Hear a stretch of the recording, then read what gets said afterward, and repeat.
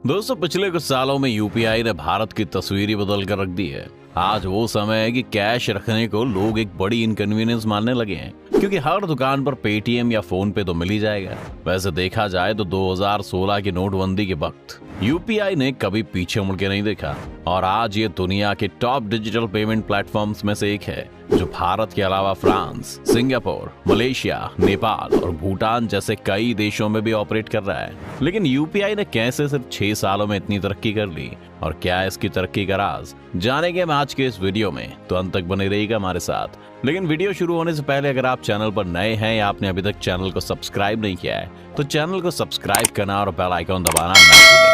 बहुत से लोगों को लगता है कि यूपीआई का आइडिया 2016 की नोटबंदी के आसपास ही सरकार को आया था, जबकि ऐसा नहीं है। यूपीआई की कहानी 2016 नहीं बल्कि अप्रैल 2009 से शुरू होती है, जब national payment corporation of India का गठन किया गया था और इसे जिम्मेदारी दी गई थी कि देश के सारे अलग अलग पेमेंट मैकेनिज्म को इंटीग्रेट करने का काम शुरू करे। मार्च 2011 में आरबीआई की एक रिपोर्ट सामने आती है, जिससे पता चलता है कि भारत में एक औसत आदमी पूरे साल में सिर्फ 6 नॉन ट्रांजैक्शन करता है, जबकि उस वक्त भी करीब 1 करोड़ रिटेल दुकानदार या outlets card based payment accept कर रहे थे।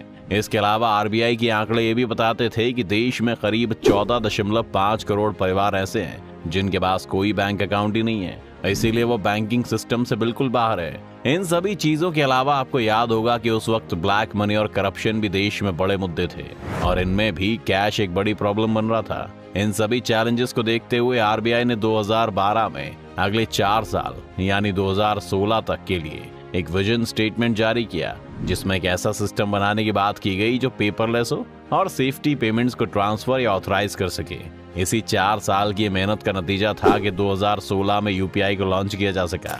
यूपीआई की ग्रोथ के आंकड़ों पर नजर डाली जाए तो जहां अगस्त 2016 में यूपीआई की मदद से 93,000 ट्रांजैक्शंस की गई थी, वहीं मार्च 2019 तक ये नंबर 80 करोड़ ट्रांजैक्शंस तक पहुंच गया था। अगस्त 2020 तक यूपीआई की एनुअल ट्रांजैक्शंस 18 करोड़ के नंबर को भी पार कर गई थी और उसने अमेरिकन कंपनी अमेरिकन एक्सप्रेस को भी पीछे छोड़ दिया था। अगर हम नीति आयोग के आंकड़ों को माने तो 2023 तक यूपीआई वीजा और मास्टर कार्ड्स की ट्रांजैक्शंस को भी पीछे छोड़ देगा। यूपीआई ने सिर्फ 3 सालों में ही 114 करोड़ ट्रांजैक्शंस का नंबर पार कर लिया था और अक्टूबर 2020 तक ये नंबर 200 करोड़ ट्रांजैक्शंस तक पहुंच गया था। अकेले 2020 में सिर्फ यूपीआई से लोगों ने $457 बिलियन जितना पैसा इधर से उधर ट्रांसफर किया है। ये नंबर पाकिस्तान की जीडीपी से 2 गुना है और भारत की जीडीपी का 15% है। 2021 में एक दिन से यूपीआई से 10 करोड़ से भी ज्यादा पैसे लोगों ने इधर उधर ट्रांसफर किए, जो कि एक रिकॉर्ड है। यूपीआई की ग्रोथ में बहुत से फैक्टर्स थे जिन्होंने इसे ग्रो करने में मदद किया। इसमें पहला कंट्रीब्यूशन तो खुद यूपीआई के मेकर्स का है, जिन्होंने इसे इतना सिंपल बनाया कि इसे ज्यादा आसानी से यूज किया जा सकता था। लेकिन इससे भी बड़ा कंट्रीब्यूशन इसमें 2 ऐसे फैक्टर्स का था जो इससे डायरेक्टली नहीं जुड़े हुए थे, और ये 2 फैक्टर्स थे 2016 की नोटबंदी और फिर अगले ही महीने लॉन्च हुई रिलायंस जियो। नोटबंदी ने पहली बार भारत को बताया कि कैशलेस ट्रांजैक्शंस कितने जरूरी हैं। लेकिन अकेले नोटबंदी से काम नहीं चलने वाला था, क्योंकि यूपीआई से पहले भी तो इंटरनेट बैंकिंग जैसी सुविधाएं थी ही, लेकिन वो सिर्फ शहरों तक ही सीमित रह जाती थी और भारत की एक बड़ी आबादी के पास नहीं पहुंच पा रही थी। इस गैप को रिलायंस जियो ने खत्म किया।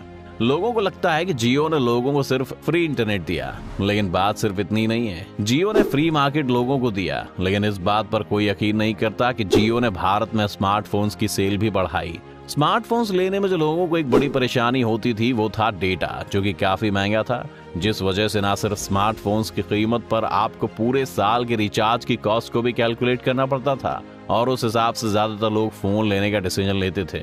लेकिन जियो का एक फायदा ये था कि अब लोग समझ गए थे कि उन्हें रिचार्ज में ज्यादा पैसा साल भर नहीं खर्च करना पड़ेगा, क्योंकि फ्री डेटा के बाद भी जो रिचार्ज के रेट थे वो बहुत सस्ते हो गए थे। जितने पैसों में पहले 1 GB डेटा महीने भर के लिए मिलता था, उतने में अब रोज का 1 GB डेटा मिल रहा था। इसकी वजह से इंडिया में स्मार्टफोन्स और वो भी 4G फोन्स की सेल में एक तेजी आई और फिर बाद में इतनी फोन्स की वजह से यूपीआई भी ज्यादा दूर तक फैल पाया। एक आखिरी फैक्टर जो यूपीआई के सक्सेस में जरूरी रहा वो थे कि किस तरह से इसे प्रमोट किया गया। सरकार का तो यूपीआई प्रमोट करने में फायदा था, क्योंकि वो उनका पेमेंट सिस्टम है, लेकिन बैंक्स और पेमेंट एप्स को यूपीआई से कुछ भी फायदा नहीं था, क्योंकि यूपीआई ट्रांजैक्शंस फ्री होती हैं और उन पर बैंक या कंपनी वाले कोई कट नहीं लेते। लेकिन इसके बावजूद भी पेटीएम, फोन पे, गूगल पे और लगभग हर एक डिजिटल पेमेंट ऐप्स ने जोरों शोरों से यूपीआई को प्रमोट करना शुरू कर दिया, क्योंकि लोग जानते थे कि यूपीआई की वजह से नए कस्टमर्स भी इनके साथ जुड़ेंगे और फिर बाद में नए कस्टमर्स को ये ऐप अपनी सर्विस बेच सकते हैं। अगर आप आज अपने फोन में पेटीएम खोल कर देखें तो उसमें आपको कितनी सारी चीजें करने के ऑप्शन मिलेंगे।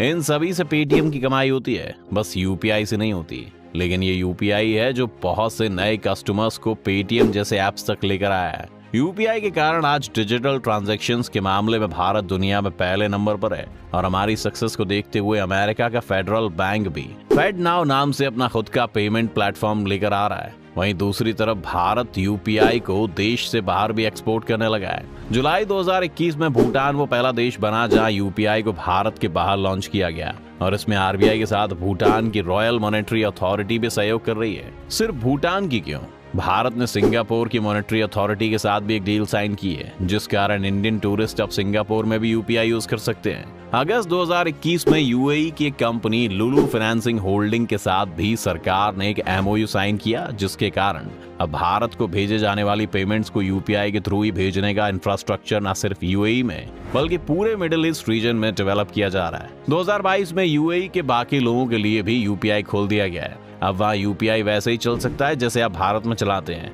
नेपाल और फ्रांस में भी यूपीआई ने अपने पैर पसारने शुरू कर दिए हैं। इन देशों के अलावा भारत सरकार की नजर इस वक्त ऑस्ट्रेलिया और रूस में भी यूपीआई को एक्सपेंड करने की है, जिसके लिए लगातार इन देशों से बात की जा रही है। यहाँ पर यूपीआई को एस्टैब्लिश करके भारत एक बड़ी मार्केट को टैप करना चाहता है, जो अमेरिका और चीन में है, क्योंकि भारत के बाद सबसे ज्यादा डिजिटल पेमेंट्स यहीं होती हैं। और अगर इन मार्केट्स में भारत यूपीआई को एस्टैब्लिश कर पाया तो ये न सिर्फ यूपीआई पर भारत की छवि और हमारे इन्फ्लुएंस को भी मजबूत करेगा।